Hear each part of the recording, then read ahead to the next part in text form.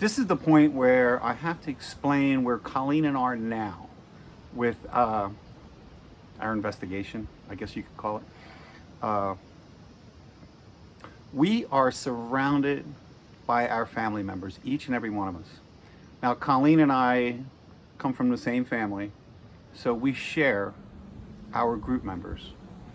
Uh, I mean, it's not always the same exact group. People come and people go. Uh, we all have great great grandfathers, great great uncles, uh, grandfathers, grandmothers. I mean, there's a myriad of people involved in our lives. And the first inkling Colleen and I got of this was at the Hilbert house. I've got some more stories about that too.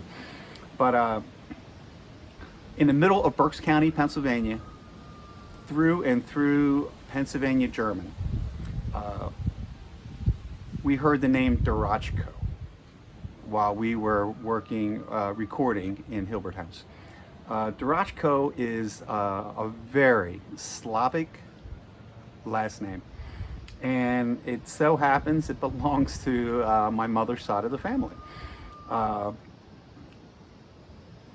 our grandfather's sister, my mother's father's sister, married a Durachko. And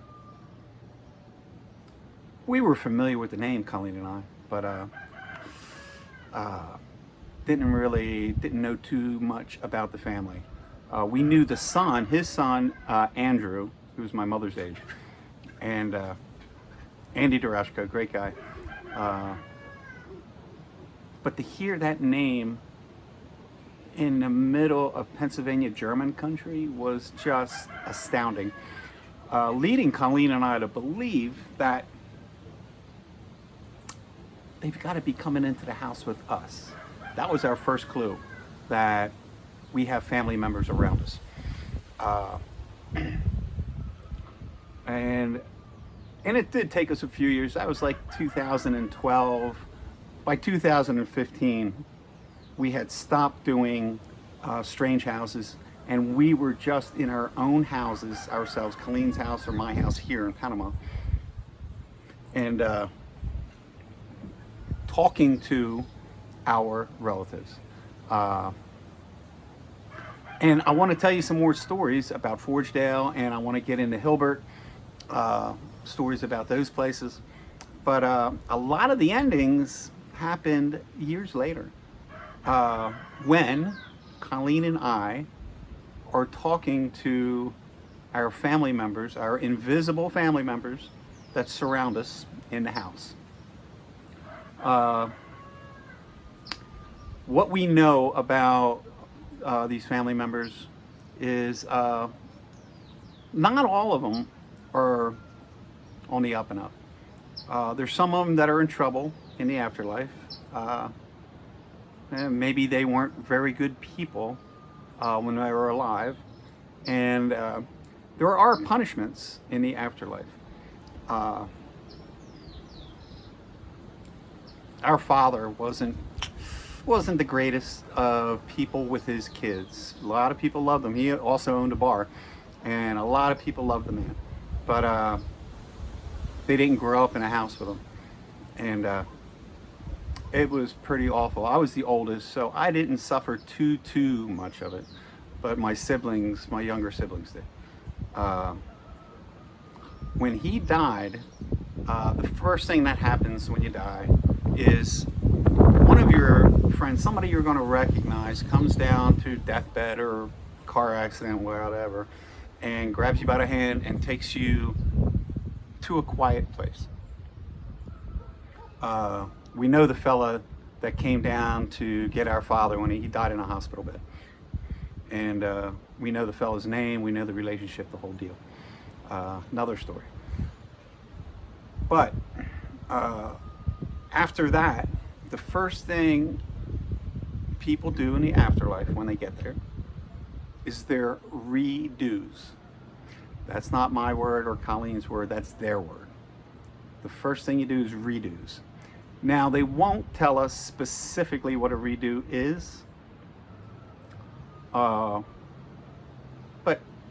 we can surmise just by that term what a redo is. And we noted that after our father passed, I mean, we did what we call these studies where we sit in our houses, put out a bunch of recorders, ask questions, pause and wait for an answer on the recorders, and so forth. And we only do them for a few minutes at a time. Listen to the recorders, write notes about what we heard them say, and do it again. We just churn these things out weekly almost. And our father, while he was doing his redos, he was visiting all the areas that he had stopped at when he was in the Navy. He was in the Navy Air. And he was in North Africa. He was in Italy, where I was born. He was up and down the East Coast, Norfolk, Virginia. He was doing his redos. So he was bouncing around all the places he had been to correct whatever he did wrong. He eventually wound up behind the walls. And when Colleen and I first heard that phrase, we weren't sure what to make of it. But it's kind of a temporary hell is where he was at. He eventually was sprung, and which didn't make a lot of people happy in the afterlife. But eventually he was sprung and joined the group again as an individual and not locked away. And he's still out there causing trouble. Go figure.